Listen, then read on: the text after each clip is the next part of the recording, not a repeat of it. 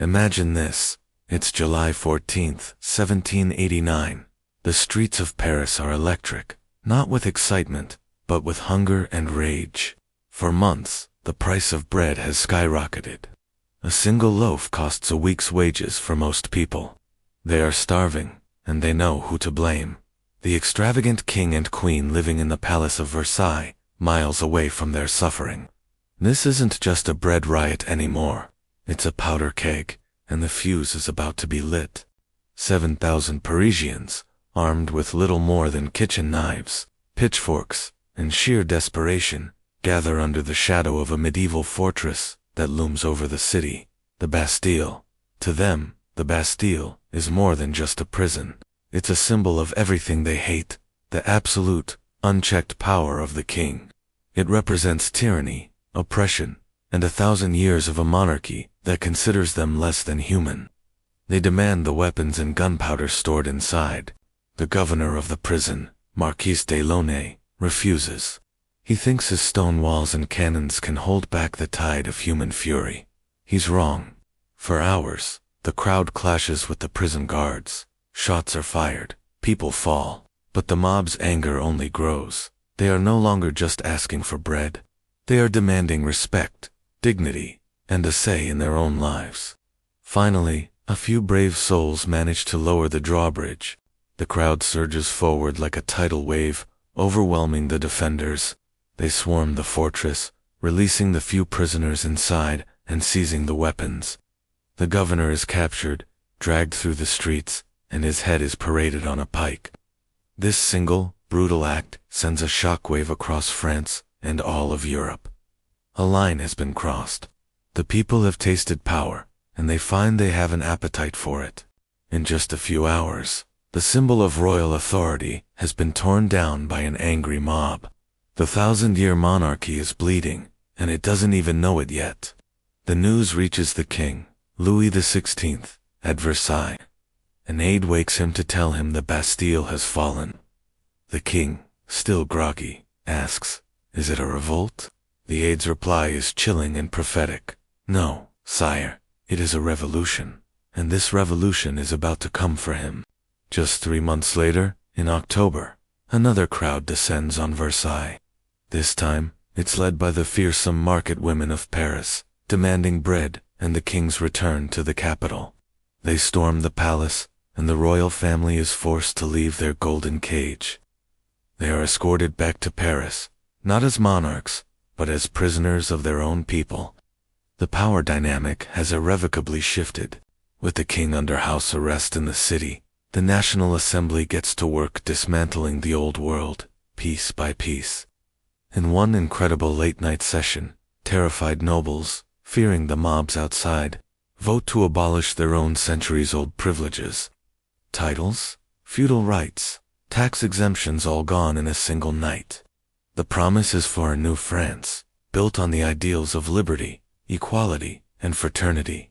But the road to this new world will be paved with blood. For the next few years, France is a whirlwind of radical change. The king tries to flee, but is captured, further destroying any trust the people had in him. The revolution becomes more and more extreme. A new political faction, the Jacobin, rises to power. They are led by a lawyer named Maximilien Robespierre, a man once against the death penalty, who now believes that terror is a necessary tool to create a virtuous republic. He argues that the king, Louis XVI, as he's now called, must die so that the revolution can live. The verdict is a foregone conclusion. On January 21st, 1793, Louis XVI is taken to the Place de la Révolution. A new invention, the guillotine, awaits him. It's been promoted as a humane and efficient method of execution. It will soon become the symbol of the revolution's darkest chapter. He tries to give a speech, but his voice is drowned out by a drum roll. The blade falls. The crowd cheers. The king is dead. 9 months later, it's his wife's turn. Marie Antoinette, once the queen of fashion and excess, is now known as Widow Capet, after a sham trial. She walks up the 12 steps to the same scaffold. She is dressed in a simple white dress, her hair cut short, Her famous last words are an apology to her executioner, after she accidentally steps on his foot. The blade falls again. The executions are just beginning. Robespierre and his Committee of Public Safety unleash what becomes known as the Reign of Terror. For 13 months, Paris becomes a factory of death. The guillotine's blade rises and falls relentlessly. Anyone suspected of being an enemy of the revolution, nobles, priests, moderates, even fellow revolutionaries who weren't radical enough, sent to the national razor. People are accused by their neighbors, tried in the morning, and executed in the afternoon. In Paris alone, 17,000 people are officially executed. Across France, the total number of dead reaches into the tens of thousands. Figures who had been heroes of the revolution are devoured by it.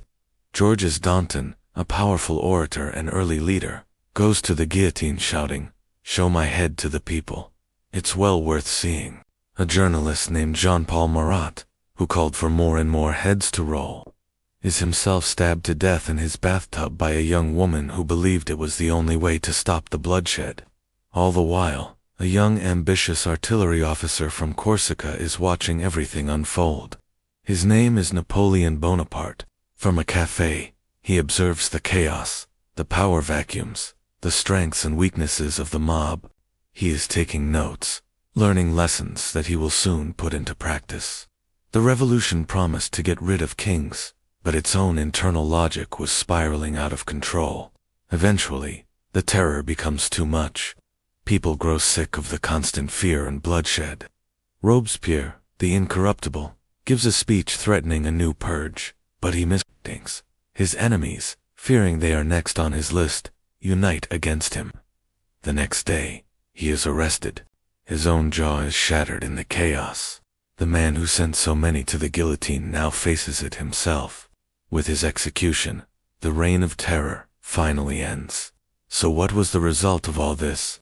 The revolution that started with a cry for liberty, equality, and fraternity left a legacy of 300,000 dead and a continent at war. And in the ultimate irony, the chaos and instability it created paved the way for one man to seize absolute power. The people who had beheaded a king to be free of a monarch ended up with an emperor, Napoleon Bonaparte. The French Revolution didn't just change France.